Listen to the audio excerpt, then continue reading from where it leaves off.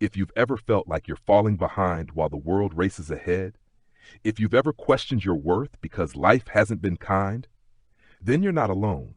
Sit back, breathe. This story may just be yours in disguise. I wasn't born into comfort. There were no lullabies, no fairy tales, only reality, cold, sharp, and constant. Our house leaked when it rained. Sometimes I'd lie awake listening to the drip from the ceiling, counting drops instead of sheep. We had one fan. When it worked, we all sat beneath it. When it didn't, we just waited for the night to pass. Every month felt like survival.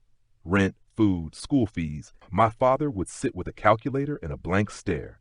My mother, she'd quietly adjust the menu. Rice and salt. Again. Have you ever watched your parents shrink a little more every month? Not in height, but in hope? That's how I grew up. Not poor in love, but poor in every other sense. And I carried that burden quietly, like most kids do. School wasn't an escape. It was a reminder of everything I lacked. The smell of other kids' in-life lunchboxes made my stomach churn. Not from hunger, but shame. I remember a boy once pointing at my torn shoes and laughing. I smiled back, not because it was funny, but because I didn't want to cry in front of everyone. Lesson 1.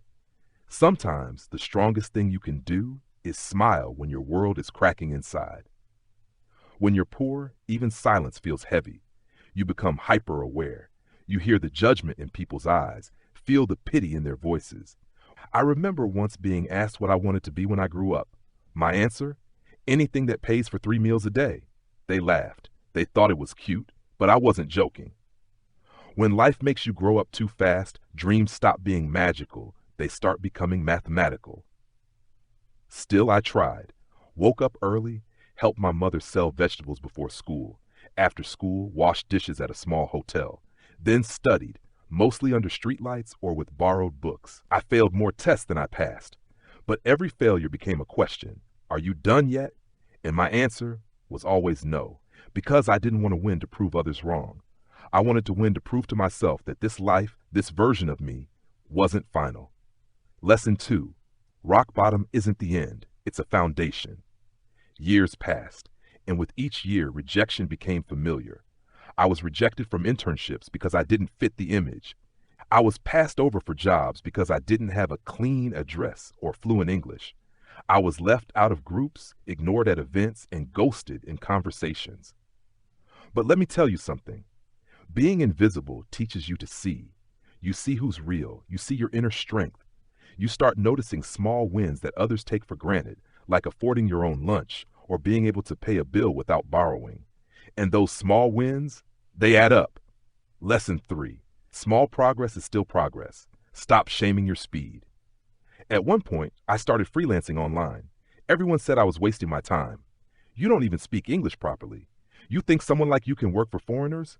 I nodded, but I kept going. Day after day, I sent messages, applied for gigs, got ignored, rejected, mocked.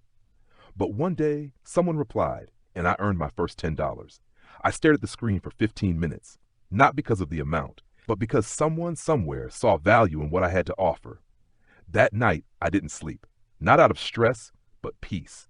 For the first time in my life, I felt seen. Lesson 4.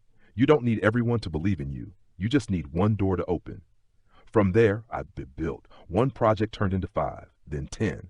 Then I opened my first business account, bought my first secondhand laptop, this time with money I earned, not borrowed. And slowly, life began to change. The same neighbors who once called me that poor kid now asked for career advice. Relatives who forgot my birthday now forwarded my success story on WhatsApp. And yes, that girl who once insulted me for my background, she messaged me casually like nothing ever happened. She said, "You've changed." And I said, "No, I just stopped hiding." Lesson 5. Success isn't revenge. It's self-respect finally getting its voice. I won't lie, money gave me options. But the real reward wasn't wealth. It was being able to sit with myself and not feel shame. It was waking up without fear. It was being able to help my parents sleep peacefully at night. That's wealth. Now I spend time mentoring others, boys who feel stuck, girls who feel unseen, people who think they're too late, too poor, too lost. And I tell them, you don't need to become a millionaire to matter. You don't need to wear branded shoes to be respected. You don't need a fancy title to be worthy. You just need one thing: the belief that your story still has pages left. Final lessons from my journey. Pain doesn't mean you're broken, it means you're alive. Success isn't measured by applause, but by peace. People will forget what you wore, but they will remember how you rose. You don't have to prove anyone wrong, just prove yourself right. So, if you're listening to this with a tired heart, with bills you can't pay, with dreams that feel too far, let me be the voice you might not hear often. You're not a failure, you're just not finished. Keep going. The world doesn't need another perfect story. It needs more real ones, like yours. If this story touched even one part of your heart, let it live. Like the video, share it with someone who feels alone, and drop a comment. I'm still becoming, because that's the truth of life. We're all still becoming. Subscribe for more stories that heal, inspire, and awaken the power already inside you.